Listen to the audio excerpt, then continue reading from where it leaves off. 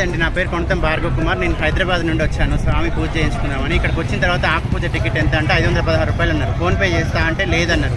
ATM ఉందా అంటే లేదన్నారు. మరి ఇంత పెద్ద గుళ్ళో ఫోన్పే ఏటీఎం లేకపోవటం ఏంది, మీ నెంబర్ కొడతా మీరు తీసుకొని ఇవ్వండి అంటే లేదు అన్నారు. ఈవో గారికి వచ్చి చెప్పిన తర్వాత మళ్ళీ ఈవో ఒక స్టాఫ్ని పంపిస్తే సరే అని అప్పుడు ఫోన్పే చేయించుకున్నారు. 516 రూపాయలకి మీ మీద ఒక కండవ కప్పుతారు, ఒక జాకెట్ ఇస్తారు, లడ్డు ఇస్తారు అని చెప్పారు. సామాన్ ఇవ్వమంటే నాకు ఇవ్వకుండా ఆ స్టాఫ్ మీరు వెనక నుంచి రండి గుళ్ళోకి, మీకు అక్కడ ఇస్తామని చెప్పారు. వెనక నుంచి పోయిన తర్వాత మళ్ళీ అక్కడ ఉన్న అయ్యగారులు 200 రూపాయలు ఇవ్వండి అంటున్నారు. 516 రూపాయలు పెట్టి సామాన్ టికెట్ కొనుక్కున్నప్పుడు సామాన్ ఇస్తారు కదా అంటే లేదు 200 ఇస్తే స్వామి మీ మీద కప్పి మీకు ఇస్తారని చెప్పారు. నేను గట్టిగా మాట్లాడి ఎండోన్మెంట్ ఆఫీసర్కి చెప్పాలా అంటే ఇక్కడ పద్ధతి ఇంతే అంటే నేను ఒక ఆర్యవైశ్య కుటుంబంలో పుట్టినవాడిని, నాకు తెలిసి ఎక్కడ ఏ పద్ధతులు, నేను పొద్దున్న లేస్తే గుళ్ళోకి తిరుగుతా అంటే లేదు 200 ఇవ్వాలంటే నేను గట్టిగా మాట్లాడిన తర్వాత సరే అని నన్ను పంపించి మళ్ళీ లోపల పెద్దయ్య గారు పూజ చేసి పంపించారు. ఇదేందని ఎండోన్మెంట్ ఆఫీసర్కి వచ్చి కంప్లైంట్ చేద్దామంటే ఆయన కంప్లైంట్ రిసీవ్ చేసుకోవట్లేదు. ఆయన కింద ఉన్న స్టాఫ్ అంతా వెళ్ళండి అని బయటికి వెళ్ళగొడుతున్నారు. సో ఇప్పుడు ఒక హిందూ దేవాలయానికి భక్తులు వచ్చేది స్వామి దర్శనానికి, లేకపోతే ఇక్కడ కమర్షియల్ బిజినెస్ చేయడానికి వీళ్ళు ఉన్నది అర్చకులు 500 రూపాయలు టికెట్ కొనుక్కున్నప్పుడు 516 పెట్టి కొనుక్కున్నప్పుడు మళ్ళీ 200 రూపాయలు ఎక్స్ట్రా వసూలు చేయడం ఏంటి,